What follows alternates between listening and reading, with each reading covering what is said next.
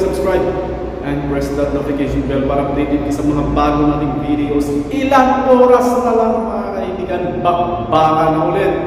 Riyadh season mga kapatid.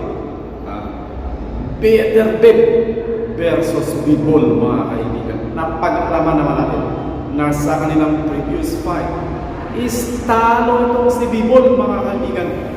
Via majority decision.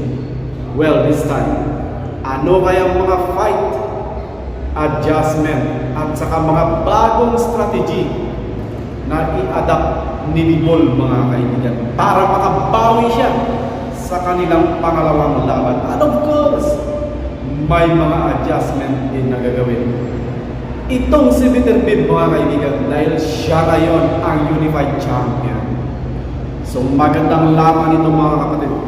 Bakbakan!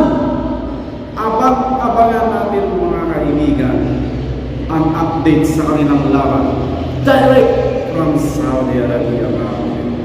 Riyadh season. Alam natin, ang daming manonood nito mga kaibigan dahil heavyweight ito mga kapatid. So, iba ngayon ang labanan ng mga heavyweight.